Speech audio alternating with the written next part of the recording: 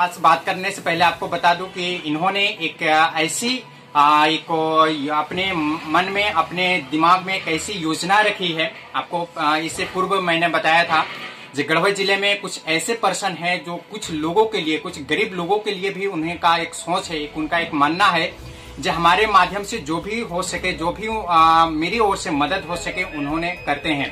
जैसे पहले मैंने आपको बताया था गरीब असहाय लोगों के लिए कपड़ा बैंक खुला हुआ है, उसी टाइप से आपका यहाँ पर जो है बाबा कमलेश में एक व्यवस्था ये है, अगर जिन गरीब व्यक्तियों का अगर डेथ हो जाती है तो बहुत सारे ऐसे गरीब व्यक्ति हैं जिन्हें उन्हें लकड़ी कफन वगैरह का मतलब वो सहयोग नहीं मिल पाती है, उन्हें ये सब की सुविधा नहीं हो पाती है। तो आज गढ़वा में ऐसी भी सुविधा है जहाँ पर असहाय गरीब लोगों की अगर उन्हें डेथ हो जाती है, मृत्यु हो जाती है, तो उनकी सारी व्यवस्था, सारी खर्चा इनके माध्यम से किया जाता है।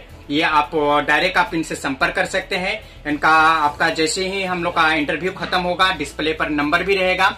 अगर कहीं से भी अगर ऐसी परेशानी होती है, दिक्कत होती है, अगर आप ऐसे से बिलोंग कर रहे हैं तो आप अवश्य इनके साथ आप जुड़े, अवश्य इनका जो भी योजना है इनका लाभ ले। आज हम इनसे डायरेक्ट बात करते हैं और आपको रूबरू करवाते हैं। आज हमारे खास मेहमान है गढ़वा जिला के व्यापारी जो आज हम उनसे मिलाते हैं बाबा कमलेश से। सर नमस्कार, आपका स्वागत है हमारे न्यूज चैनल में। नमस्कार सर, सबसे पहले ये बताइए जो अभी जो जैसे अभी हम लोग का पता चला जी आप एक गरीब असहाय के लिए एक अपना जैसे उनका अगर डेथ हो जाती है तो उनका सारी व्यवस्था आपके पास है। ये सबसे पहले आपका दिमाग में जो है ये सोच कब से हुआ और मतलब इसका करने का क्या आपका मकसद है? हमारे पिता डॉक्टर मोतीचंद अग्रवाल, हाँ, जो पलामू प्रमंडल के सबसे पुराने और पहले MBBS MS डॉक्टर रहे। उनके जमाने में एक बार टीबी का बहुत बड़ा प्रकोप आया जिसे यक्ष्मा रोग कहते थे। हाँ। और उसका कोई इलाज नहीं था। ये बात 1942 से शुरू हुई थी। जी। और इसका इलाज नहीं होने की वजह से, और ये बहुत भारी मात्रा में छुआछूत का रोग था। आज के कोरोना इसके आगे कुछ भी नहीं है, जितना भारी मात्रा में इसमें छुआछूत था। किसी का पसीना निकल जाए और दूसरे में लग जाए, जी। मक्खी उसके खाने पर बैठ के उठ जाए, उसके खखार थूक से मक्खी सट के उठ जाए और किसी के खाने में बैठ जाए, या उसके लार से कोई समीप आया, उसके चेहरे पर लार लग गया है, जीभ पे लार लग गया किसी तरह से, तो उसको वो रोग टीबी हो जाता था। और उसका कोई इलाज नहीं था। तो इस परिस्थिति में लोग गांव देहात से लाके हमारे पिताजी के हॉस्पिटल के सामने उस रात में मरीज को छोड़ के चले जाते थे। और वो मरीज कभी भी अपने गांव, घर, परिवार का नाम नहीं बताता था, क्योंकि वो जानता था कि मैं वापस अगर अपने गांव में जाऊंगा तो मेरे चलते हजारों लोग मारे जाएंगे। तो उस समय जो भी हमारे पिताजी के पास विटामिन के टैबलेट्स और जो भी सुविधा उपलब्ध था, सब सेवा करते थे, भोजन कराते थे, रखते थे। मृत्यु उपरांत उसके जाति के हिसाब से अगर उसे दाह संस्कार करना है तो दाह संस्कार करवाते थे, अगर उसका मल्टी मंजिल करना होता था तो मल्टी मंजिल कराते थे, और आग भी खुद देते थे, क्योंकि कोई इसका परिवार देखने वापस लौट के नहीं आता था। वो भावना हमारे दिल में बहुत दिन से थी। 2014 में पिताजी एक्सपायर किए। उसके बाद हमने एक ट्रस्ट बनाया, डॉक्टर मोतीचंद विश्वनाथ अग्रवाल ट्रस्ट। जी। इस ट्रस्ट के अंतर्गत हम किसी भी जाति, समुदाय, धर्म को मानने वाले को, गरीब, असहाय, लाचार को, जिसका कोई धर्म भी पता नहीं, कोई सड़क किनारे मर गया कहीं से आकर, जी। कोई भिखारी है, कोई कुछ है, कोई मानसिक रूप से बीमार है और आके भटकते भटकते मर गया, उसको भी सारा अंतिम संस्कार पूर्ण रूप से, इसको मट्टी मंजिल कहिए या अंतिम संस्कार कहिए, सारी व्यवस्था हम करवाते हैं उसको अपने ट्रस्ट की तरफ से। और इस ट्रस्ट को बाबा कमलेश टेक्सटाइल फोरम चलाता है। जी। ये निःशुल्क सेवा है, 365 दिन है। और अगर कोई आग देने वाला भी नहीं है उसको, तो आग भी देने का काम, मट्टी देने का भी काम हम अपने हाथ से खुद करते हैं। और इसमें एक और भी सेवा हमने अभी नया जोड़ा है कि अगर कहीं भी कोई नंदी, इसको हम लोग साण कहते हैं, लोग बाछा पैदा हो जाता है, घर में नहीं रखना चाहते हैं, सड़क पे छोड़ देते हैं, तो कई बार ट्रक से, बाइक से, वाहन से चोट खा के वो चोटिल हो जाते हैं और कोई उनका इलाज नहीं कराता है। तो वैसा कोई भी अगर गढ़वा टाउन के अंदर, हम देहात की बात नहीं कर पाएंगे वो सेवा देने में, लेकिन टाउन के अंदर 2-4 किलोमीटर के रेडियस के अंदर अगर ऐसा कोई वाहन से चोटिल या किसी कारण से बीमार, सांड हो, नंदी हो, गाय हो, कोई पड़ा हुआ जो घर से भगा दी गई हो, बूढ़ी हो, तो उनका सारा इलाज का व्यवस्था A to Z हम लोग देते हैं। ये जो था, जैसे आपका पिताजी से आप चलते आ रहे, इसको आप रेगुलर आप रखना चाह रहे हैं या फिर कुछ समय के बाद आप इसको खत्म करना चाह रहे हैं? ये हमारा आजीवन प्रयास रहे। ये रुकेगा नहीं, ये रुकेगा नहीं। और उसमें कहीं भी कोई रुकावट आने की बात नहीं है। और उसमें समय का भी नहीं है कि अगर रात शाम को आप 7 बजे आ गए तो नहीं होगा सेवा, सवेरे 8 बजे आ गए तो सेवा नहीं होगा। अभी तक कुछ ऐसे व्यक्ति लोग हैं जिसके माध्यम से अभी आप ये सब सेवाएं कर चुके हैं कुछ लोगों का? हाँ, रेहला में कैसा हुआ था, एक संपूर्वा और रेहला रोड में बीच में एक ऐसे ही थे, बाहर के थे वो पति पत्नी, और वो तबीयत बहुत खराब था। कोरोना काल से पहले की बात है, 2019 की बात है। तो वो किसी कारण से बीमार थे, जो भी एक्सपायर कर गई बीच रास्ते में, गढ़वा मैंने संपूर्वा से लेकर गढ़वा रोड के बीच में।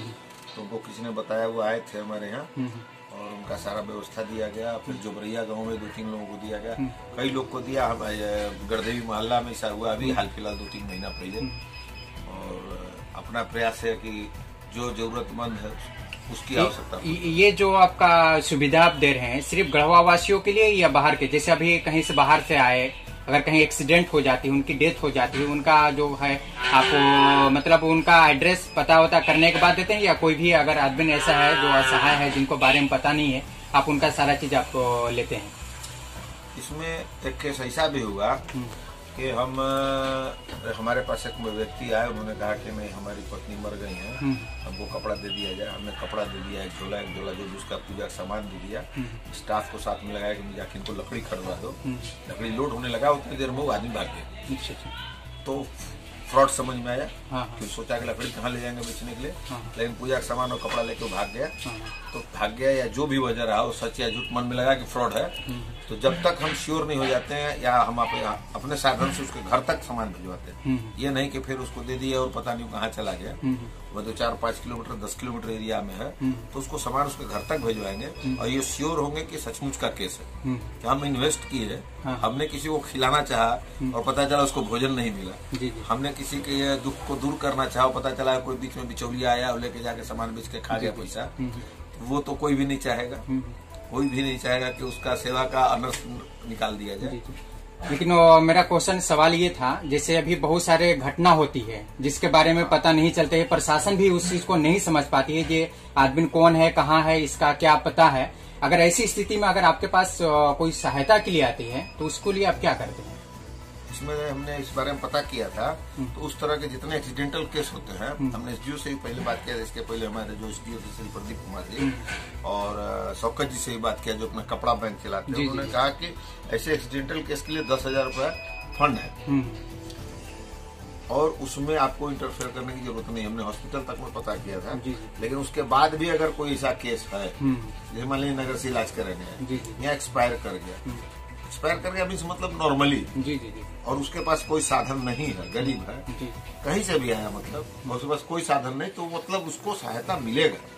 ऐसा कुछ नहीं हॉस्पिटल में इलाज कराने या मर गया किसी कारण से। हमने क्या कहा, जो मंद बुद्धि लोग बहुत से आपने देखा सड़क किनारे अच्छा मांगते, इनका कोई पता नहीं, तो धरती का किस कोना से आया, अपने भारत के किस कोना से भटकते भटकते यहाँ तक आ गए। और हम आपसे ये भी निवेदन करेंगे, अभी आपसे बात करने से दिल में एक भावना आई, ये हमने देखा था हरियाणा में कुछ हमारे समाज के अग्रवाल समाज के लोग हैं, तो जो सड़क किनारे मानसिक रूप से बीमार हैं, जो भटकते हैं, तो उनको पकड़ के उनका बाल काट के, स्नान करा के, फ्रेश कपड़ा पहना के, खाना खिला के, उनसे बहुत कोशिश करके उनका एड्रेस निकलवा के उनके घर तक भिजवाते हैं। उस कोशिश में भी हम लगे। अपना घर करके है, जो 7-8 जगह राजस्थान में भी उनका ऑफिस है, अपना घर उनका नाम ही है, वो अपने यहाँ ले लेते हैं उसका और आजीवन रखते हैं, इलाज करते हैं, खिलाते हैं, और उनसे जो उनकी इच्छा हो काम करें, बगीचा सजावे, पढ़े लिखे, कुछ करें, तो वो तो बहुत बड़ी मतलब एक समझिए एक बहुत बड़ी संस्था है। नहीं, वैसे हालांकि हम लोग शहर में घूम रहे हैं तो हम लोग देखते हैं छोटे बच्चे लोग हैं, उस हिसाब से मानसिक है या फिर आपको माइंड उसका डिस्टर्ब होता है, वैसे तो हम लोग छोटे बच्चे की बात नहीं मैं चला रहा हूँ, मैं कह रहा हूँ अक्सर देखेंगे कि बाल एकदम लट हो गया, उसमें गंदे कपड़े पहने हुआ है, किसी से बात नहीं कर रहा है, कुछ मिल गया उठा खा लिया, प्लास्टिक खा रहा है, कुछ कर रहा है, विक्षिप्त मानसिक रोग है। उसमें से 99% बीमार नहीं है, दिमागी तौर से बीमार नहीं है, वो घर से किसी कारण से भागा है और अब इतना दिमागी तौर से दुखी हो गए हैं, इतना कष्ट में है तो किसी को ना अपना नाम बताना चाहते हैं, न एड्रेस देना चाहते हैं, अपना परिचय बताना नहीं देना चाहते हैं, और चाहते हैं चल किसी तरह ये जीवन प्राण छूट जाए। वो आत्महत्या भी नहीं करते, जाके हम कहीं एक्सीडेंट में खड़े हो जाए, हमारी जान निकल जाए, लेकिन वो भगवान से मनाते होंगे, अपने मालिक से, अल्लाह से मनाते होंगे हमारा प्राण छूट जाए। हम बहुत परेशान हैं, तो उसको रिकवर करने का कोशिश करेंगे, और ये 2 काम तो करेंगे।